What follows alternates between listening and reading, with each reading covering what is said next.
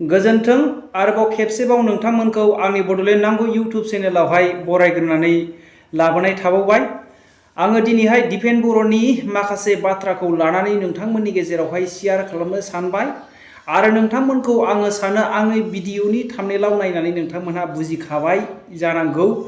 माखासे आङो दिपेन बर'नि बाथ्राखौ बुंनायनि गेजेरजों भिडिअ क्लिप लाबोनायनि गेजेरजों नोंथांमोननि गेजेराव बिथांनि बे बाथ्राखौ आङो डिफिनिसन होनो थाखाय बा बेखेवनो थाखाय आङो थामथिम जाबाय। दिनै बिथाङा बुंदों जायोब्ला रायजो राजाफ्रा सोमावसारफिननो गोनां जागोन होननानै बिथांमोनहा बुंदों आरो बे बाथ्राखौनो लानानै आं नोंथांमोननि सायावहाय बेखेवनो सानदों। दिनैहाय गासै आबसुनि एनडिएफबिनि मोनब्रै पार्टिजों नांनानै बिथांमोनहा गासै जे फाइनाल एन्ड कनप्रिहेन्सिभ साइन होनानै गारबोखाबाय। बिनि उनावहाय जोंनि सोमावसारनाया मोनसे कारज'ख्रि जागोन ना? जोङो आगयहाय जे लामा जथेनानै बा ट्रेन लामा होबथानानै राजा लामा जथेनानै जोङो सान्थि भाबै जोङो मोनसे सोमावसारनायखौ जोङो सोमावसारनो हाबोदोंमोन आरो नेक्स्ट टाइमाव जोङो दिनैहाय फुल एन्ड फाइनाल कनप्रिहेन्सिभ होखांनायनि उनाव जोङो सोमावसारनो हाफिनगोन ना? बे बाथ्राखौनो लानानै आङो नोंथांमोननि गेजेरावहाय दिपेन बर'नि ससे भिडिअ क्लिपखौ लानानै आङो नोंथांमोनजों बे बाथ्राखौ शेयार खालामनो थाखाय थामथिम जाबाय। नोंथांमोनहा जोबजासे नायखांनायनि उनावहाय कमेन्ट खालामहर। आधा खावनिया नायनानै नोंथांमोनहा कमेन्ट दा खालामहर। बेखौनो नोंथांमोननिसिम आंनि भिडिअखौ नायगिरिसिम आंनि भिडिअखौ अनसायग्रा साफ्रोमनिसिम खावलायनाय आरो आं जे दिनै गेजेरनि जानानै बेफोरबायदि बाथ्राखौ बुंगासिनो दङ, आङो मोनसेबो जे बिपिएफ हान्जानि बा बबेबा कंग्रेसनि बिजेपिनि हान्जानि जानानै बा इउपिपिएलनि हान्जा जानानै आङो दिनै बुङाखै। आङो दिनै निउट्रेलाव दङ हिसाबै बेबायदि बाथ्राखौ आङो रायजो राजाफोर नोंथांमोननि गेजेराव लाबोदों। नोंथांमोनहाबो एसे स्टाडि खालामहर आरो गासै भिडिअखौ नायखांनायनि उनाव नोंथांमोनहा कमेन्ट खालामहर। नोंथांमोनहा बे भिडिअ क्लिपखौ एसे खोनासंनानै नायग्रोदो। खम समनि गेजेराव जों बुंदों जे उइदिन 6 मान्थनि गेजेराव गासैबो नटिफिकेसन पर्यायसिम बेखौ सलुसननि मोनसे स्टेपआव लांनांगौ। बिनि अनगायैबो कार्बि आंलंनि एसटि हिलनि इस्यु पार्लियामेन्ट फैगासिनो दङ 18 जुलाइनिफ्राय। बे पार्लियामेन्ट सेसनाव बर'निफ्राय दायो सासे जोङो एमपिबो मोननो हाबाय राज्य सभायाव आरो जिखिनि जोंहा सरकाराव दङ एमएलए मन्त्रि आरो जोंहा काउन्सिलनि चिफ डेपुटि चिफ बर' कसारि काउन्सिलावबो दङ चिफ डेपुटि चिफ गासैनिबो माने इनिसियेटिभआव जाहाथे बे जि दफा पेन्डिं जिखिनि माने दफाफोर दङ बेयो माने सलुसन जागोन बा इमप्लिमेन्टेसन जागोन।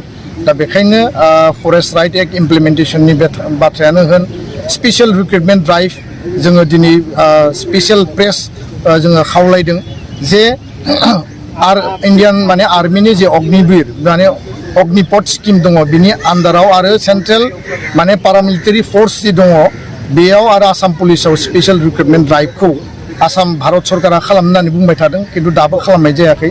बे बाथ्राखौ लानानै जोङो माने स्पेसियेल रिक्रुटमेन्ट ड्राइभनि बाथ्राखौ बुंदों।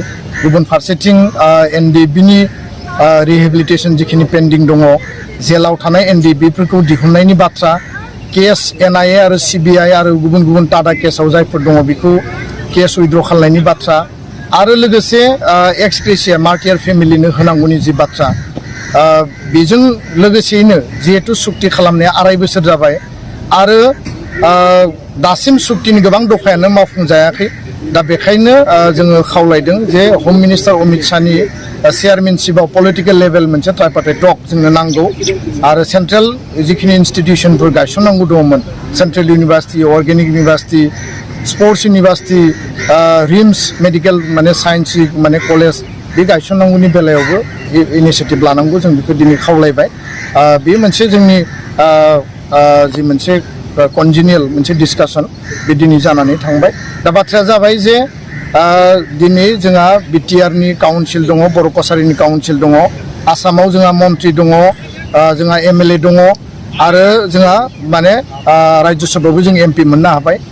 दा बे गासैबो टिमानो आन्दलननि फेसनिफ्राय फैनाय आरो आन्दलनकारि स्पिरिटजों फैनाय आरो बिथांमोना दिनै रुलिंआव दङ। आं बेखायनो खावलायगोन जे एकर्ड आरो इस्युनि मेन्डेटआव बे सरकारा दाजादों आरो बिथांमोना दिनै आसामनि एसेम्ब्लियाव आरो भारतनि पार्लियामेन्टआव आरो मोननै काउन्सिलाव दिनै सरकार सालायनानै दङ दा बेखायनो रायजो राजाफोरनियाव मोनसे माने ग्रेट एक्सपेक्टेशन दङ जे बे सरकार आरो बिनि मन्त्रि MLA EM chief deputy chief गासैबो एकर्ड इमप्लिमेन्टेसननि थाखाय खामानि मावगोन आरो बेखायनो आं खावलायगोन दिनै जे प्रमद बर' बिथांखौ गबिन्द बसुमतारी बिथां मिनेश्वर बसुमतारी बिथांमोनखौ आरो लोगोसे आसाम एसेम्ब्लियाव जिखिनि जोंहा एमएलए मन्त्रि दं आं खावलायगोन जे एकर्ड इमप्लिमेन्टेसननि सायाव जाहाथे बिथांमोना खोब माने प्रएक्टिभ रल लानानै एकर्डखौ टाइम बाउन्ड सलुसन खालामनाय बा इमप्लिमेन्टेसन खालामनायनि थाखाय हाबा मावो आङो खावलायबाय आरो लोगोसे फैबाय थानाय 6 मासनि गेजेराव बाउन्डारि एक्सटेनसननि खामानिया जाहाथे कमप्लिट जायो नटिफिकेसन जायो बिनि थाखायबो जों आसाम सरकार भारत सरकारखौ खावलायदों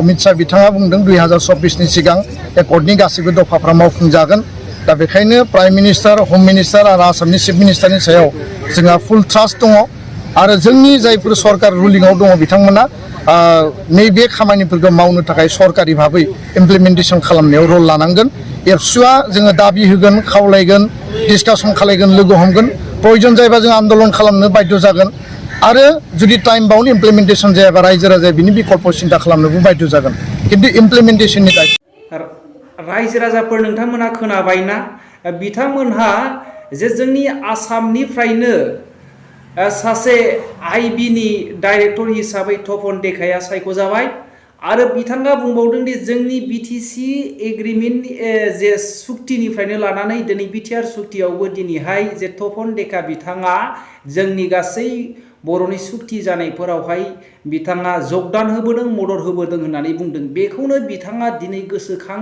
बिलाइ गांसे हैदों बिथांमोनहा दिनैहाय दिपेन बर' कनिन्द बसुमतारीनि आफादगिरि आरो नेहाथारि दुलाराय बर' फरायसा आफादनि बिथांमोना थांनानै एनडिपिपिनि सानजारां सन्जय सरगयारि एमसिएलए बिथांमोना थांनानै दिनैहाय माखासे गोसोखां बिलाइ जोंनि बिटिआरनि एकर्डनि माखासे खामानिफोरखौहाय मावफुंनांगौनि थाखाय बिथांमोनहा दिनै बुंबाय आरो बेनि खामानिफोरखौहाय 6 मासनि गेजेरावनो दिनैहाय इमप्लिमेन्टेसन खालामनानै मोनसे नटिफिकेसन पर्जासिम सफैहोनांगौ होननानै दिनैहाय खावलायदों होननानै बिथाङा बुंदों आरो जाफुङाब्ला बिथांमोनहा दिनै सोमावसारफिननायनि बाथ्रा बुंदों 6 मासनि गेजेरावहाय इमप्लिमेन्टेसन फैनायसिम पर्जासिम होननानै बुंबाय माने 6 मासनि गेजेरावनो बिथांमोना सोमावसारफिननायनि बाथ्राखौ बुंनायखौ बुजियो रायजो राजाफोर ओमफ्राय दिनै अमित शाहया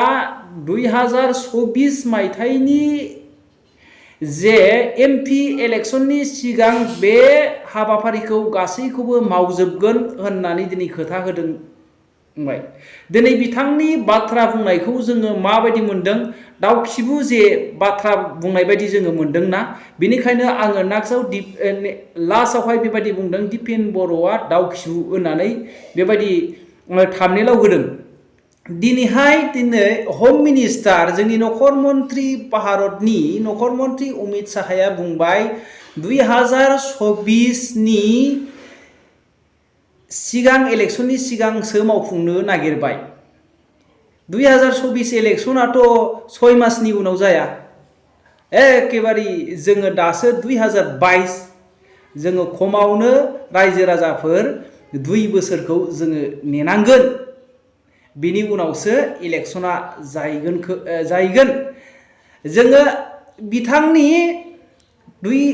बिथांनि बुंनायखौ जोङो सासे राजनितिक हान्जानि बायदि बाथ्रा बुंनाय बायदि नुदों दिनै बिथाङा माखासे राजनितिकनि बा पर्टफलिनि गांनायनि बाथ्राखौ लानानै बेबायदि बाथ्राखौ बुंखोना बर' हारिनि सेन्टिमेन्टनि बाथ्राखौ लानानै बाथ्राखौ बुंदों आङो साननो हायाखिसै रायजो राजाफोर नोंथांमोना कमेन्ट खालामहर नोंथांनि बिबेकजों नोंथांनि माइन्डफोरजों गोसो आरो नोंथांनि ब्रेनफोराव मा साननाय दङ आंथ' बिथांनि बाथ्रा बुंनायावहाय सासे राजनितिक हान्जा हिसाबै गांख्लाबनाय सासे मानसि जे राजनितिकआवहाय फैनो लुबैनाय बेबायदि बाथ्रा बुंनायखौसो मोनगासिनो दङ दिनै बिथाङा बुंलायबाय 2.5 बोसोर जाबाय जोंनि गासै बिटिआरनि जे सुक्तिनि माखासे खामानिया दासिमबो मावफुंजायाखै होननानै आरो गोबां जे निउसफोरनि गेजेरावहाय आरो बावैसो सिगां क'क्राझार जे साइन्स कलेजावहाय गासै जे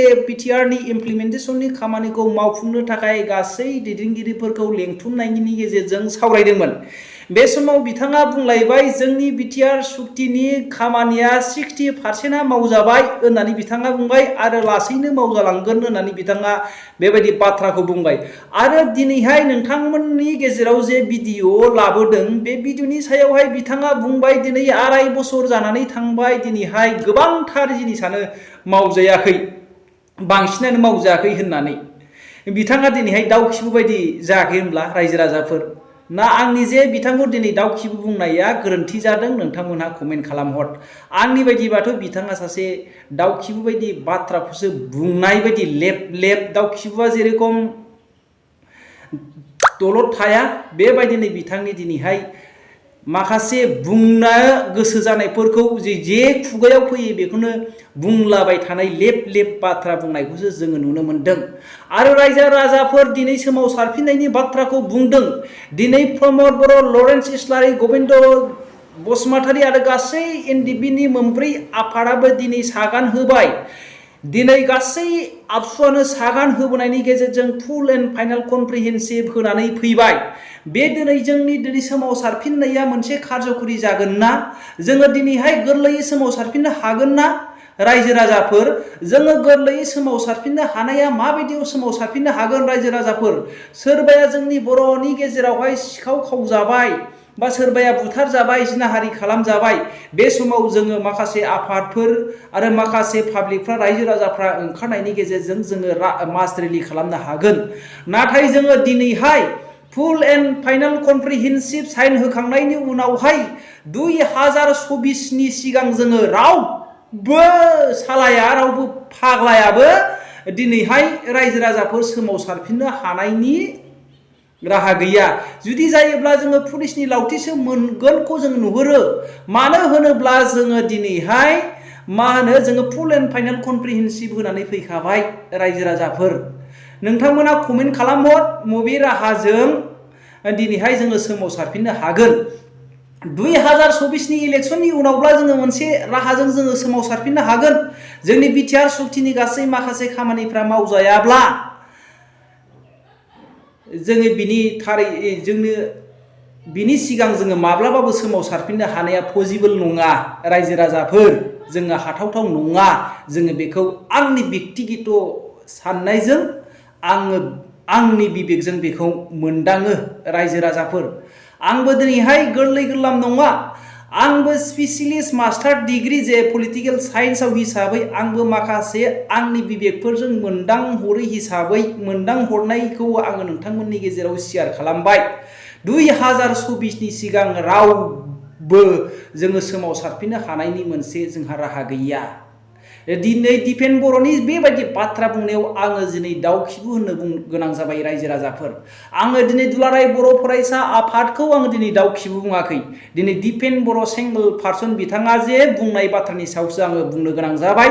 बिथाङा मास मोनसेनि गेजेरावनो गोबांथार बाथ्रा बुंनायखौ जोङो मोननो हाबाय। दै बानायावहाय जे जानाय समावनो बिथाङा बे समावबो बुंबाय 60% जोंनि बिटिआरनि इमप्लिमेन्टेसना सुक्तिया मावजाबाय। आरो जेरेखम क'क्राझार साइन्स कलेजावहाय खुंजानाय जे जुथुमनाय बेयावहाय बिथाङा बुंबाय 60% मावजाबाय। आरो दिनैहाय नोंथांमोननि गेजेराव जे भिडिअ जे क्लिप लाबोबाय 2.5 बोसोर जाबाय गोबांथार सुक्तियानो मावजायाखै होननानै दिनै बिथाङा बुंबाय। बेबायदि बाथ्रानि थाखायसो बुंदों। आरो बिथाङा जे 6 मासनि गेजेरावनो नटिफिकेसन फैथारनांगोन आरो बिनि फैयाब्ला बिनि उनाव सोमावसारफिननाय जागोन बेबायदि बाथ्राखौ बुंनाय जादों रायजो राजाफोर। भिडिअ क्लिपखौ मोजाङै खोनासंखाबाय जानो हागौ नोंथांमोनहा। बिनि थाखायनो आङो दिनैहाय दिपेन बर' बिथांखौहाय आङो दिनैहाय दिपेन बर' फंबायखौ आङो दाउ खिबु होननो गोनां जादों रायजो राजाफोर। जोङो दिनैहाय सोमावसारफिननाया जोङो 2024नि उनावसो जोङो सोमावसारोब्ला जोङो सोमावसारफिननो हागोन। जोङो 2024नि उनावसो जों सिगां जोङो माब्लाबाबो हाया जोङो बेबायदिनो खारलाबायनांगोन माब्लाबायनांगोन बेफोरबायदिसो जानांगोन रायजो राजाफोर सिगां आबसु आन्दलननि समावहाय बेबायदिनो लामा सामा ओंखारनो हायाखै बेबायदिसो जागोन जोङो सोमावसारफिननो हायो होनोब्ला जोंनि बर'नि सायावहाय सोरबा नासयनाय बुथारजानाय जिनाहारि खालामजानाय सिखाव खावजानाय बेफोरखौ लानानै जोङो सोमावसारनो हागोन नाथाय जोङो बड'लेण्डनि थाखाय जोङो 2024नि सिगां जोङो माब्लाबाबो दिनैहाय अमित शाहा जे दिनै बाथ्राखौ बुंदों 2024नि सिगां मावफुंनो होननानै 2024नि बाथ्राखौ लायखाबाय दिनै राजनितिकनि बाथ्रा रायजो राजाफोर बिनि थाखायनो जोङो माब्लाबाबो 2024नि सिगां जोङो सोमावसारफिननो हाया बिनि थाखायनो आङो दिनै बे दिपेन बर' फंबायखौ दाउ खिबु होननो गोनां जादों दिनैनि जे बाथ्राया बेनो नोंथांमोना कमेन्ट खालामहर जै बर' हारिनि जै